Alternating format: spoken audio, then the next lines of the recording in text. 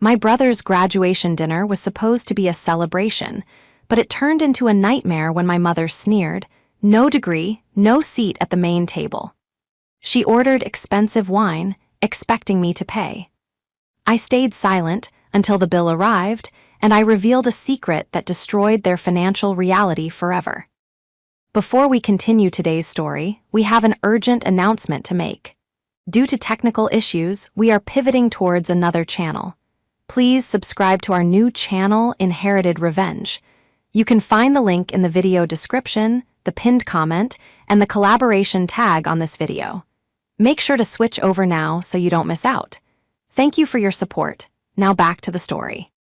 The restaurant smelled of old money, leather, mahogany, and a faint, cloying scent of lilies that seemed to mask the underlying staleness of the place. It was the kind of establishment where the menus didn't have prices, and the waiters wore tuxedos that fit better than most people's wedding suits. My mother, Lucy, had insisted on it. "Le Jardin," she had announced weeks ago, her voice practically vibrating with self-importance. "Only the best for Lucas. He is, after all, the first in this family to achieve something of significance." I remembered the way those words had hung in the air of my workshop, floating amidst the dust motes of the antique oak table I was restoring. Something of significance. I hadn't said anything then. I just kept sanding, the rhythmic shhhshhh of the sandpaper providing a meditative barrier against her passive-aggressive barbs. I was used to it. I was the one with the calloused hands, the one who came home smelling of varnish and sawdust, the one who had thrown away her potential to work in a trade. But tonight was supposed to be different. Tonight was about Lucas. I had washed the varnish from my hands, scrubbed the grime from under my nails until my skin was raw, and put on the silk dress that cost more than my first set of power tools. I wanted to be proud. I wanted to belong. I walked toward the private alcove Lucy had reserved, spotting them instantly. They looked like a tableau from a magazine. Lucy was radiant in a shimmering silver gown, holding court. Joseph, my father, sat beside her, looking uncomfortable in his stiff collar but nodding along to whatever she was saying. And Lucas, the man of the hour, the freshly minted Bachelor of Arts, sat at the head of the table, looking flushed and victorious. I approached with a smile plastered on my face, a graduation card heavy with a check in my clutch. "Hey, everyone," I said, my voice sounding too loud in the hushed acoustic of the room. "Sorry I'm a few minutes late, the traffic coming from the workshop was." I stopped. I stood at the edge of the circular table. There were 4 people: Lucy, Joseph, Lucas, and Lucas's girlfriend, a quiet girl named Sarah who looked terrified. There were 4 chairs. I looked around, thinking perhaps the waiter had just pulled one away to let someone pass. But the spacing was deliberate. The table was set for 4. Crystal glasses, silver cutlery, perfectly folded napkins, 4 distinct settings. "Oh," I said, the smile faltering, feeling a cold prickle of sweat on my neck. "It looks like they missed a setting. Let me just flag down the waiter." I raised my hand, but Lucy's voice cut through the air like a diamond cutter on glass. "Don't bother Amelia." I lowered my hand, turning to look at her. She wasn't looking at me. She was inspecting her manicure, a look of bored indifference on her face that I knew hid a razor-sharp intent. "What do you mean?" "I mean," she said, finally lifting her eyes. They were cold, devoid of any warmth a mother should have. "We reserved the main table for the family, the achievers. This is a celebration of higher education, darling, a celebration of intellect." She looked me up and down, her gaze lingering on my hands, as if she could still see the phantom sawdust. "You didn't go to college," she stated, her voice loud enough that the table nearby stopped eating to listen. "You chose manual labor. You don't belong at the main table. It wouldn't be appropriate." The silence that followed was deafening. My heart hammered against my ribs like a trapped bird. I looked at Joseph. "Dad." Joseph coughed, suddenly finding the pattern on the tablecloth fascinating. "Now, Amelia, don't make a scene. Your mother just wants everything to be perfect for Lucas." I looked at Lucas, my little brother, the boy I had bought his first car for. Lucas. Lucas swirled his water glass, a smirk playing on his lips. I mean, Mel, it is kind of an exclusive vibe tonight. Academic elite and all that. You can probably grab a burger at the bar or something. We can catch up after. The betrayal was worse than the diagnosis of a terminal illness. It wasn't just exclusion, it was a public disowning. I felt physically ill, my stomach churning. The bar. I repeated, my voice hollow. Yes, Lucy said, dismissing me with a wave of her hand. Go sit over there, we'll wave if we need anything. She turned sharply to the waiter who had just approached, her demeanor shifting instantly to sugary charm. Garçon, we are ready to order the wine. We'll start with the Chateau Margaux, the 2005 vintage. 2 bottles. I froze. I knew that wine. I knew the price list of this place, because I was the one who had sent Lucy the credit card authorization form to secure the reservation. And, Lucy added, flashing a smile at the waiter, bring the caviar service, the large one. The waiter hesitated, glancing at me standing awkwardly by the table. And for the lady. Oh, she's leaving, Lucy said. Or sitting at the bar, she's not with us. I stood there for a second, the humiliation burning my skin. I watched my mother, the woman who had never worked a day in her life, order thousands of dollars worth of wine. I watched my brother, who had barely scraped a C average, preen like a king. I didn't storm out, I didn't scream. I felt something inside me snap, not a break, but a release. A locking mechanism disengaging. Okay, I said softly. What? Lucy snapped. I said okay. I took a step back. Enjoy the wine. I walked to the bar, but I didn't order a burger. I ordered a sparkling water. I sat there 30 feet away and I watched them. I watched them laugh. I watched them toast. I watched them drink the wine that cost more than Joseph made in a month. I waited. 2 hours later, the bill came. I saw the waiter present the leather folder to Joseph. Joseph opened it, paled, and immediately slid it toward Lucy. Lucy opened it, scanned the total, and then, with the confidence of a queen, gestured toward the bar. Toward me. The waiter walked over to me. I swiveled my stool around. Ma'am, the waiter said, looking uncomfortable. The lady at the table, your mother, she indicated that you are handling the check. I looked at the waiter. Then I looked across the room. Lucy was watching me, a smug, expectant look on her face. She raised her glass in a mock toast. She expected me to crumble. She expected me to be the dutiful daughter who paid for the privilege of being abused. I looked at the bill in the waiter's hand. It was $3,400. I stood up. I grabbed my jacket from the back of the stool.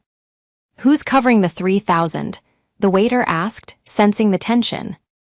I looked him dead in the eye, my voice steady, loud enough to carry across the quiet room. Not the one who doesn't belong.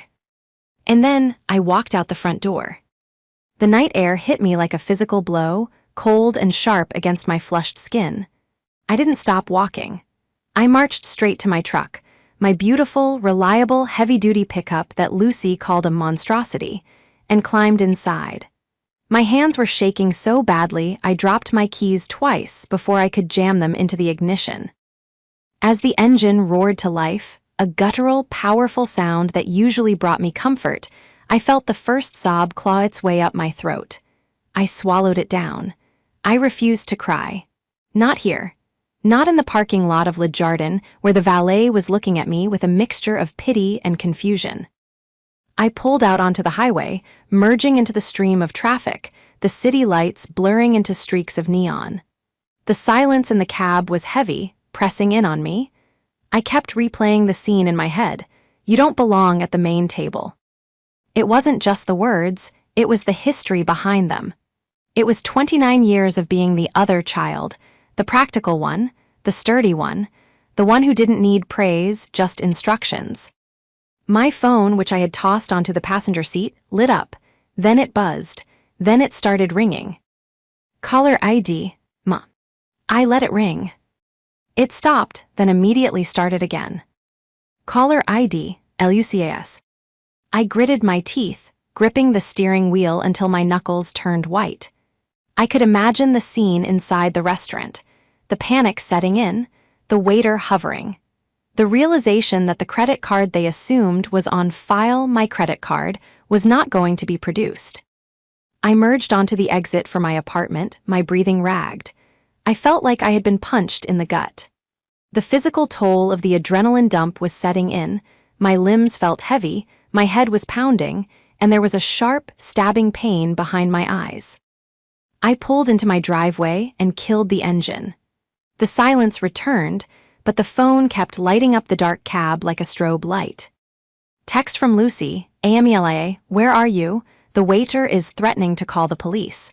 Come back this instant. Text from Lucas, Mel WTF.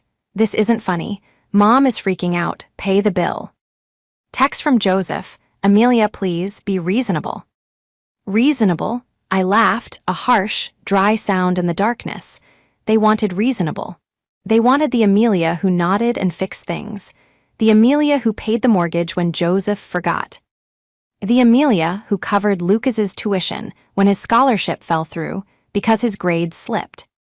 I picked up the phone. I didn't answer. I just stared at the messages piling up. They thought this was just a temper tantrum. They thought I had walked out to make a point and that I would turn around, come back, apologize for causing a scene, and hand over my platinum card. They thought this was a negotiation.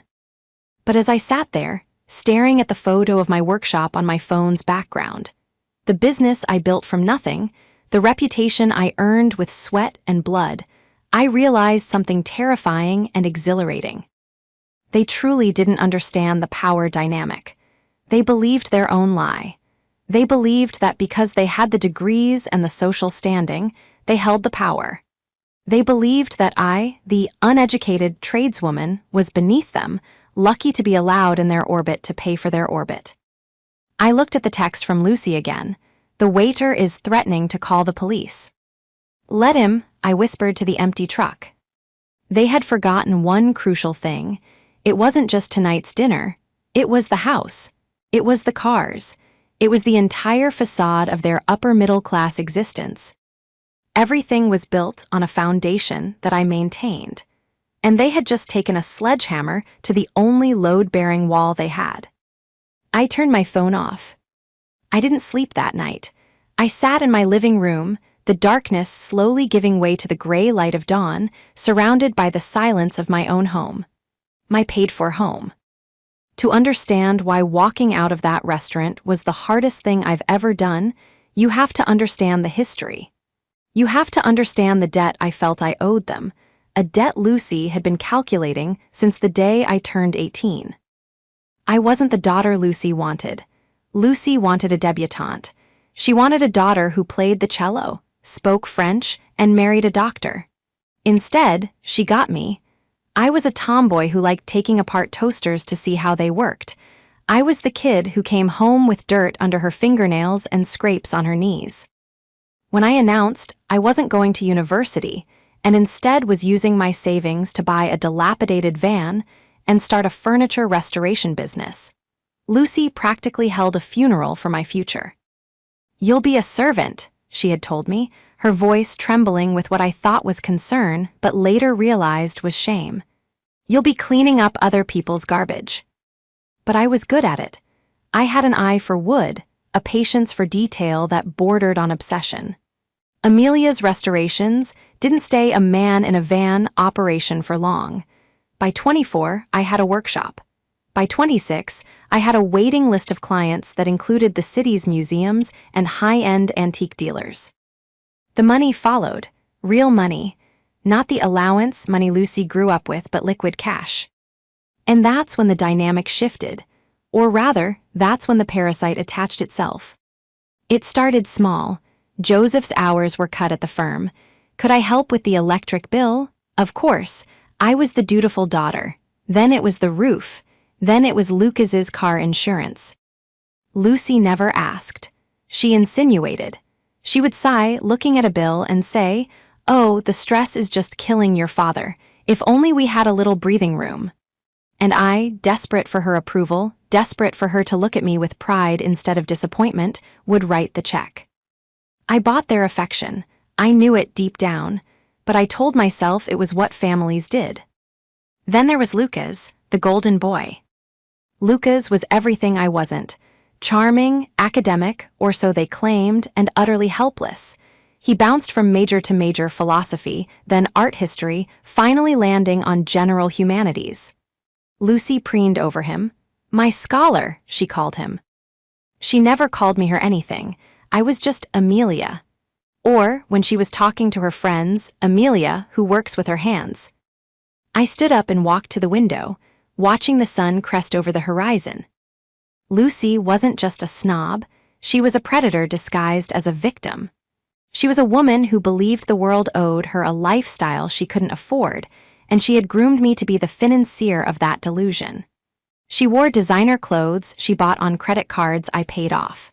She drove a leased Mercedes that was in my name because her credit score was non-existent. She was the primary antagonist of my life, not because she was evil in a cartoonish way, but because she knew exactly where my buttons were and she pressed them with surgical precision. She knew I craved validation, so she withheld it, dangling it just out of reach, purchasable for the price of a mortgage payment or a tuition fee. But last night she had overplayed her hand. She had become so comfortable with my submission, so assured of my desperate need to belong, that she thought she could humiliate me in public, and I would still pick up the tea. She thought she could segregate me from the family while using my resources to celebrate the better child. She thought I was a blunt instrument, a hammer. She was about to find out that I was a master craftsman. I knew how to build things, yes, but I also knew exactly how to take them apart. I knew where the joints were. I knew which screws held the entire structure together. I walked over to my desk and opened my laptop. I didn't open my email. I didn't check my texts. I opened my online banking portal. The screen illuminated my face, casting a blue glow over the room. I looked at the list of accounts, the joint accounts, the supplementary cards, the direct debits. You want to be the main table, I whispered, my finger hovering over the mouse. You want to be the elite. I clicked on the first account, Joseph and Lucy, household expense account. I selected options. I moved the cursor to freeze account. I clicked. The morning after the dinner, the sun didn't just rise, it glared. I sat in my office at the back of the workshop, surrounded by the smell of sawdust and linseed oil, scents that usually grounded me, but today felt like the remnants of a life I was actively dismantling. My phone was still buzzing intermittently, a frantic heartbeat on the scratched oak desk. 37 missed calls, 14 voicemails, a string of texts that ranged from pleading to vitriolic. I ignored them all. Instead, I focused on the 3 computer monitors glowing in front of me. I wasn't just a carpenter. Running a business meant I was also an accountant, a project manager, and a logistics expert. I knew how to track a paper trail. And for the first time in my life, I was turning those skills on my own family. Okay, I muttered to the empty room, taking a sip of cold coffee. Let's see the damage. I had already frozen the joint account I shared with Joseph for household emergencies. That was the easy part. But as I dug deeper into my own credit report, a cold knot of dread began to tighten in my stomach. I pulled up my credit history. I expected to see my business loans, my truck payments, my mortgage, standard, healthy debt. What I saw made the blood drain from my face. There was a credit card opened 18 months ago, the Platinum Rewards card. Balance, $24,500. Status, past due. I hadn't opened that card. I clicked on the transaction history. It was a roadmap of Lucy's vanity. Sephora, $450.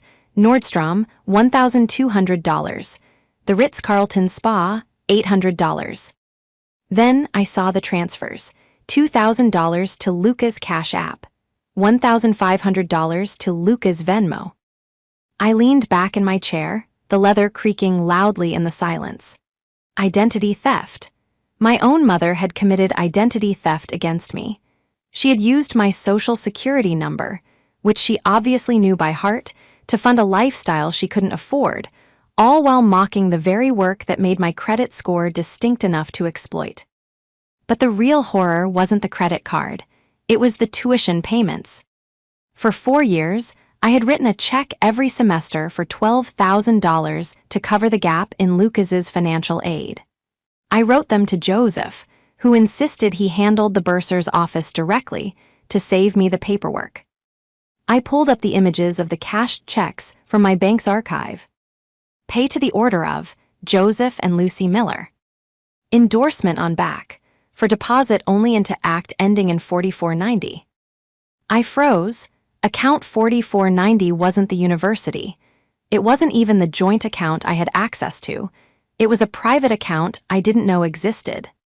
They didn't pay the school, I whispered, the realization hitting me like a physical blow. So how is Lucas paying for school? I needed to know. I couldn't just guess anymore. I needed concrete, admissible proof. I grabbed my keys, but not for the truck. I walked over to the large, steel filing cabinet in the corner where I kept my old legal documents. I pulled out the power of attorney form Joseph had signed 3 years ago when he had his heart scare. He had never revoked it. I had legal authority to access his financial records. I drove to the bank, not the branch in town where everyone knew us, but the main branch in the city. I walked in with my binder of documents, wearing my work boots and a flannel shirt, my face set in a mask of grim determination. The banker, a young man named David, looked at the power of attorney and then at me. Everything seems to be in order, Ms. Miller. What documents are you looking for? I need statements for account 4490, I said, my voice steady. Going back 4 years, and I need to know if there are any student loans associated with Joseph Miller or Lucas Miller that are co-signed by this account. David typed for a moment, his brow furrowing. I can print the statements. As for the loans, yes, there are 4 Parent Plus loans attached to Joseph's profile, totaling $120,000. My knees nearly buckled. I had given them nearly $100,000 in C. Hex for tuition. They had pocketed my money and taken out loans in Joseph's name anyway. They were drowning in debt, stealing from me, and ruining their own future, all to maintain an illusion. Print it, I said. Print everything. I was back at the workshop by noon, the stack of bank statements sitting on my desk like a loaded weapon. I was highlighting a transaction, Vegas trip, $4,000, paid for with money that was supposed to be for Lucas's textbooks, when I heard the tires crunch on the gravel outside. I didn't look up. I knew who it was. The aggressive slam of a car door was a dead giveaway. The workshop door flew open, banging against the wall. Amelia. Lucy's voice was a shriek. She marched in, followed closely by a pale-looking Joseph and a sullen Lucas. Lucy was wearing oversized sunglasses and a trench coat, looking like a celebrity dodging paparazzi, but the tension in her jaw ruined the effect. You ungrateful, spiteful little, she started, marching toward my desk. Do you have any idea what you did last night? The humiliation. The waiter threatened to call the police on us, on the Millers. I kept highlighting. Chanel boutique, $2,800. We had to call your Uncle Jerry to bail us out, Lucas added, leaning against a workbench and looking at his phone. It was super embarrassing, Mel. Seriously, you owe Jerry $3,000. I don't owe anyone anything, I said, finally looking up. I didn't stand. I stayed seated, the heavy oak desk acting as a fortress between us. And get off the workbench, Lucas. That's a 300-year-old walnut slab. It's worth more than your education. Don't you dare speak to your brother like that. Lucy slammed her hand on my desk. Unfreeze the accounts, Amelia, right now. The mortgage is due on Tuesday, and my card was declined at the gas station this morning. Do you know how that looks? Do you? It looks like you're broke, I said calmly. We are not broke, Lucy hissed. We are illiquid because you are throwing a tantrum. Now fix this. Apologize to your brother for ruining his night, transfer the funds, and we will discuss your punishment later." "Punishment?" I laughed. It was a cold, sharp sound. "You think you're in a position to punish me?" I picked up the first sheet of paper from the stack. The credit card statement for the card she opened in my name. "Who opened the platinum Visa in my name? Lucy." The color drained from her face instantly. She froze, her hand still on the desk. I don't know what you're talking about. Whatever that is, it's a mistake." "It has your signature on the application," I said, holding up the photocopy the bank had faxed me. "And the billing address is your house. That's fraud, Mother. Federal fraud, identity theft, punishable by up to 15 years in prison." Joseph made a small, choking sound. "Amelia, now, let's not use words like prison." "Then let's use words like theft," I said, turning my gaze to him. I slammed the stack of bank statements down. "I gave you $96,000 over 4 years for Lucas's tuition. Where is it, Dad?" Joseph looked at his shoes, he looked at Lucy, he looked at the exit. There were expenses, the house, maintaining our standing. It's expensive, Amelia. You don't understand the pressure. I understand that you took my money, spent it on designer clothes and vacations, and took out 6 figures of loans in your own name to cover the school, I said. I understand that you are financially destitute, and you've been using me as a piggy bank. It was for the family, Lucy screamed, abandoning the denial. We needed to maintain appearances. For Lucas, for his future, you have plenty of money. You grub around in the dirt and make thousands. Why shouldn't you share it? It's the least you could do after. After what? I stood up then. After I didn't go to the college you wanted. After I embarrassed you by working for a living.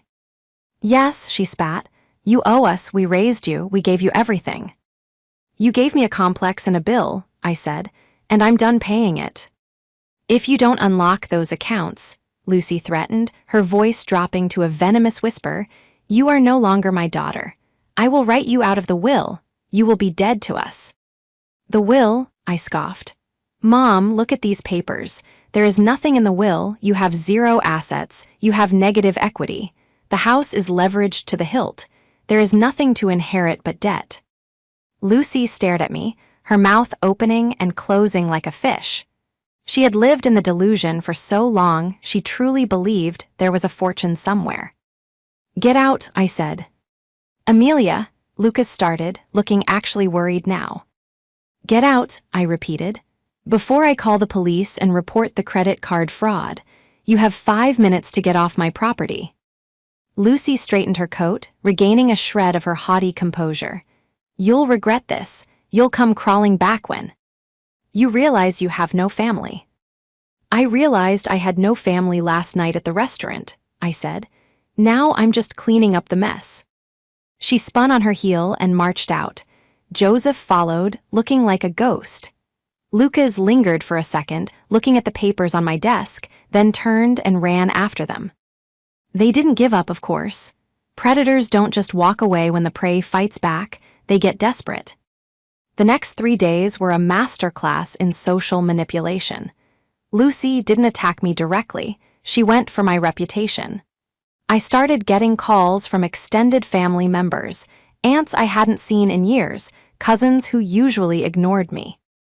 Amelia, how could you leave your mother stranded at a restaurant? Amelia, I heard you're trying to evict your parents. Amelia, stealing your father's retirement money is a new low. She was spinning a narrative where I was the thief. She was telling people I had embezzled from the family accounts, and she had cut me off, and now I was retaliating. It was insane, but to people who didn't know better, it was plausible. I was the uneducated one, after all. Maybe I was desperate. I didn't engage. I didn't defend myself on Facebook. I kept working. But I knew I needed the final nail in the coffin. I needed something that couldn't be spun. I looked at the tuition discrepancy again. There was something that didn't add up. Even with the loans Joseph took out, the math was wrong. The loans covered tuition, room, and board, but I had seen Lucas's lifestyle. He lived in an off-campus apartment that cost $2,500 a month. He drove a new BMW, leased, I assumed.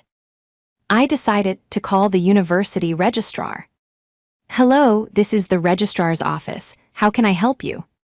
"Hi," I said, putting on my most professional voice. "My name is Amelia Miller.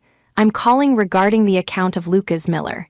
I'm one of the financial contributors, and I need to verify the final balance before closing out a payment." "One moment, Miller, Lucas." The keyboard clacking seemed to take forever. "Okay, I have his file. What was the question?" "Just checking the final balance for his graduation clearance. We want to make sure there are no holds." There was a pause, a long, heavy pause. "Ma'am, Lucas Miller isn't on the graduation list." My heart stopped. "I'm sorry, the ceremony is in 2 weeks. We just had the dinner." "Lucas Miller was placed on academic suspension 3 semesters ago," the clerk said, her voice dry and factual. "He hasn't been enrolled in classes for over a year. There is no balance because there is no tuition." I sat back, the phone pressing against my ear. He dropped out a year and a half ago.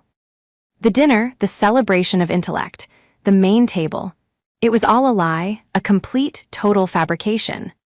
"Are you sure?" I asked, my voice trembling. "Positive, he is not a student here." I hung up. The anger that washed over me wasn't hot, it was ice cold.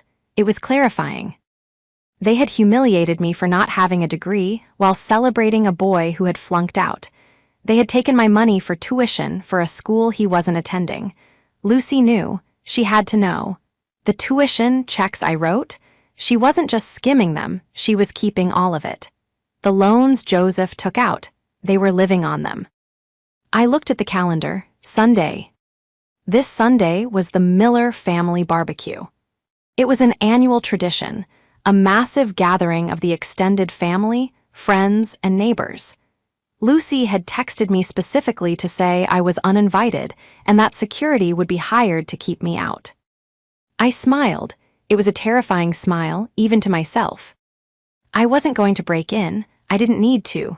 I owned the land the barbecue was hosted on. Technically, the family estate had been put in a trust 5 years ago to protect it from Joseph's bad business deals. And who was the trustee? Who paid the property taxes? Me. I picked up my phone and called my lawyer. "Hey, Sarah," I said, "I need you to draft an eviction notice, and I need a police escort for a property inspection on Sunday afternoon, around 2:00 p.m. Yes, during the barbecue. Bring a megaphone." I looked at the stack of evidence. The credit card fraud, the bank statements, and now, the transcript I had just downloaded from the student portal using the password Lucas used for everything, his dog's name. I wasn't just going to the main table, I was going to flip it over. Sunday afternoon was picture perfect. The sky was a brilliant, cloudless blue, and a gentle breeze rustled the leaves of the ancient oak trees that lined the driveway of the Miller estate. From where I sat in my truck, parked just outside the main gate, I could hear the faint murmur of voices and the clinking of glasses. Lucy had gone all out. There were white tents, catered food stations, and a live jazz trio playing soft, inoffensive music. Cars lined the long gravel drive, Mercedes, BMWs, Teslas. It was a gathering of the local elite, the very people Lucy lived to impress. And at the center of it all, I knew, was Lucas, playing the role of the misunderstood genius, and Lucy, the suffering martyr of a troubled daughter. I checked my watch, 2:00 p.m. A black sedan pulled up beside me. Sarah, my lawyer, stepped out, looking sharp in a navy blazer. Behind her, a police cruiser rolled to a stop, the officer giving me a nod. "Ready?" Sarah asked, handing me a thick envelope. "More than you know," I replied, stepping out of the truck. I smoothed down my own blazer, not a dress today, but a power suit. I wasn't here as a daughter. I was here as a landlord. We walked up the driveway together. As we approached the main lawn, the chatter died down. Heads turned. Whispers started. Lucy was holding court near the champagne fountain. She saw me, and her face went from gracious hostess to pure venom in a heartbeat. She marched over, her heels sinking slightly into the grass. "I told you not to come," she hissed, loud enough for the nearby guests to hear. "This is a private event. Security." Two burly men in black t-shirts started to move toward me. "Officer," I said calmly, nodding to the policeman behind me. The officer stepped forward, hand resting on his belt. "Ma'am, step back. This is a civil matter, but I am here to ensure the peace is kept while Ms. Miller conducts her business." Lucy faltered. "Business? What business? This is my home." "Actually," Sarah interjected, her voice projecting clearly, "it's the property of the Miller Family Trust. And as of this morning, the sole trustee, Amelia Miller, is exercising her right to inspect the premises for lease violations." A hush fell over the crowd. The jazz band stopped playing. "Lease violations?" Lucy laughed, a high, nervous sound. "Don't be ridiculous. Amelia, leave now." I walked past her, straight to the microphone stand the band had been using. I tapped it once. Thump, thump. "Hello, everyone," I said. My voice echoed across the lawn. "I apologize for interrupting the party. But since we're all here celebrating Lucas's graduation and my mother's impeccable taste, I thought we should clear up a few misconceptions." "Cut the mic," Lucy screamed, lunging for the cord. The officer blocked her path. 7 days ago," I continued, holding up the envelope, "I was told I didn't belong at the main table because I didn't go to college. I was told that my money earned from manual labor, was good enough to pay for your dinner, but my presence wasn't." I looked at the crowd. I saw shock. I saw curiosity. "So let's talk about where that money went." I pulled out the first document. "This is a credit card statement. A platinum visa opened in my name without my consent by my mother, Lucy Miller. $24,000 in charges, spas, designer clothes, this party." Gasps rippled through the crowd. Lucy's face was white. "And let's talk about the guest of honor," I said, turning to look at Lucas, who was shrinking back near the dessert table. "Lucas, come here." He didn't move. "This," I held up the transcript, "is an official record from the university. It shows that Lucas Miller has not been enrolled in classes for 3 semesters. He was academically suspended a year and a half ago." The silence was absolute. You could hear a pin drop in the grass. "He didn't graduate," I said, my voice hard. "He dropped out, and for the last 18 months, the tuition checks I've been writing, the loans my father took out, they've been funding his apartment and his car. It was all a lie, a $100,000 lie." Joseph, who had been standing near the bar, looked like he was going to faint. He stared at Lucy. "Lucy, is this true?" Lucy was trembling, tears streaming down her face, not of remorse but of rage. "You ungrateful! How dare you, after everything we did for you?" "You stole from me," I said. "You committed fraud. You lied to your friends, your family, everyone here. You don't have a degree to celebrate, Mom. You have a felony." I turned back to the crowd. "So, enjoy the champagne. It was bought with stolen money, but this party is over, and so is my bankrolling of this charade." I looked at Lucy one last time. "You wanted me at the kids' table? Fine, I'm taking the table with me." I nodded to Sarah, who handed Lucy the eviction notice. "You have 30 days to vacate the premises," Sarah said. "The trust is selling the property to cover the outstanding debts." Lucy collapsed onto the grass, sobbing dramatically. Lucas looked at the ground, unable to meet anyone's eye. Joseph just stood there, a broken man realizing the extent of his own blindness. I didn't stay to watch the fallout. I turned and walked back down the driveway, the sound of my heels on the pavement the only music I needed. The fallout was swift and brutal. The police report I filed for identity theft was the catalyst. Once the fraud investigation started, the dominoes fell. It turned out I wasn't the only victim. Lucy had opened cards in Joseph's name too. She was facing multiple counts of fraud. Lucas tried to reach out a week later. He sent a long, rambling text about how pressure made him lie, how he was scared to tell me the truth. I didn't reply. I blocked his number. He ended up moving in with a friend, working at a retail store to pay off his own debts. The BMW was repossessed. Joseph was the hardest part. He didn't know the extent of it, but his willful ignorance was just as damaging. He moved into a small apartment downtown. We talk occasionally, but the relationship is forever altered. He's a man who let his wife cannibalize his children, and that's a hard thing to forgive. As for Lucy, she avoided prison time by pleading guilty and agreeing to restitution, but her social standing was obliterated. The main table crowd she so desperately wanted to be part of dropped her the moment the scandal broke. She lives in a small rental now, bitter and alone, still blaming me for ruining her life. And me. I'm sitting in my workshop. The sun is streaming through the dusty windows, illuminating the grain of a beautiful walnut table I'm restoring. My business is thriving. I have a waitlist of clients who respect my work, my time, and my price. I bought a small house of my own, not a mansion, but a place that is mine, paid for with honest work. I looked at the main table I had built for a client, a stunning piece of craftsmanship, solid and true. I ran my hand along the smooth wood. I realized I never needed their seat. I could build my own table. And at my table, everyone is welcome as long as they bring the truth.